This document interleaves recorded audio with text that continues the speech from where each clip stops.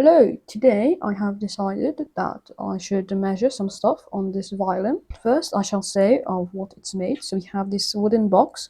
This serves to better transfer the vibration of the strings to the air, as it is bigger than the strings. Then we have, of course, the strings, which are here, and if we hit them, they vibrate and make sound. And we can adjust the tension of the strings via these things that rotate and these screws over here.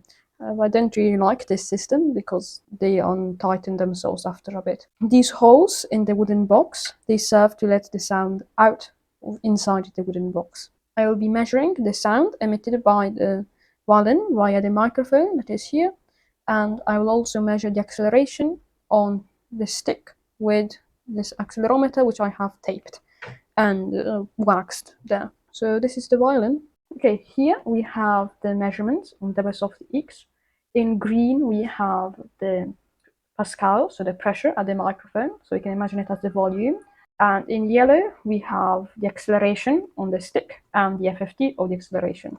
Then we can start to stop. With the violin I can make a note. Let's also put some fingers. Okay, well, that's basically all the information we need. We don't need much more. So now we go to analyze, and here we can see everything that we have done. If we look at how the sound looks, we can see that it is quite ugly, and there's also some repetition at around 179 hertz, which is interesting. Then there are higher frequencies like 1.18 kilohertz. It's quite a big range for the acceleration of the stick. This string is supposed to be 179 hertz. So this is a wide range of frequencies.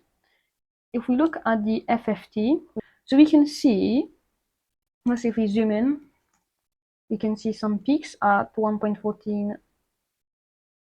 We see peaks at 1.37 kilohertz and 2.3 kilohertz, and also these smaller peaks like 1.7 kilohertz, 9 hertz, and 195 hertz.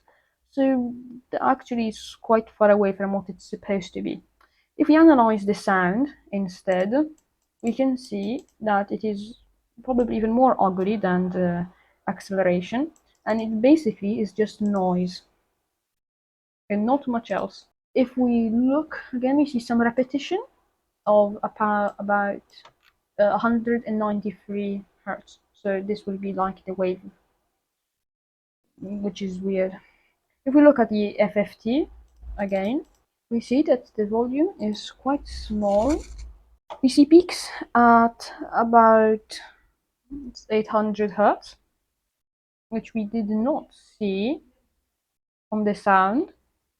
And there's also this wider peak at about 1.5 kilohertz. So again, the sound that this violin makes is, let's say, ugly.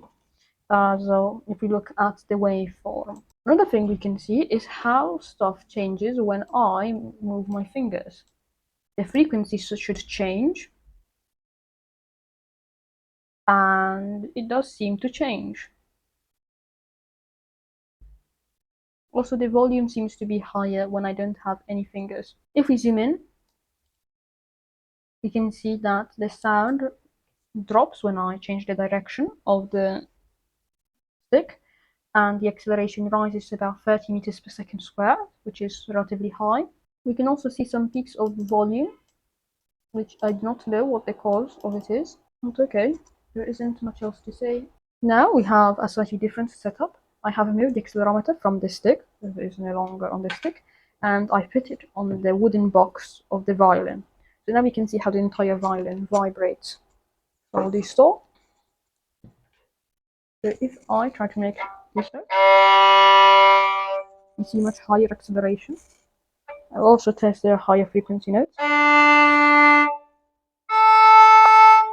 We have higher acceleration when we are doing lower frequency notes, which is expected because the note is thicker and heavier. Also, the frequency is lower. And we do analyze. So here we have the lower frequency note, and this time it seems less noisy. It's still far from a sine wave, but it's better than before. Also, it is interesting to note that the sound seems to repeat every like 481 hertz, whilst the acceleration seems to repeat every about 200 hertz, which is interesting. If we look at the FFTs again, we can see that we have a spike at 976 hertz, 583, 391, and 195. 195, that is the frequency that the string is supposed to emit, and so these are just noise, all of these peaks. It's interesting to note that the peaks seem quite clean. They aren't very wide, they're basically a single frequency. In terms of sound, there's a peak 583, 391, although the sound is supposed to be the same. Now, let's look at the other strings. So this one should be 290 something, I think. If we look at the FFT, we see that now we have a peak at 294, that's the frequency it's supposed to be, but the peak is very small, almost invisible. It's the much bigger peak at 589 hertz. In terms of sound, we have, again, we don't have the peak at 200, we have a peak at 294 hertz, which is interesting. It's interesting that the sound is exactly the same. That means that probably the string does not emit basically any sound, and it's only the wooden box. Now I'm sure the string vibrating emits a tiny bit of sound, but of course the box is much bigger than the string. The other peaks are a lot smaller. If we zoom in, we see that it is a bit different, the waveform. Here, the acceleration seems to repeat at 287 hertz, with peaks at around 662 hertz. Then the sound is more noisy. I do not know why that is the case, but the pattern seems to repeat at about 297. So again, another difference between acceleration and sound.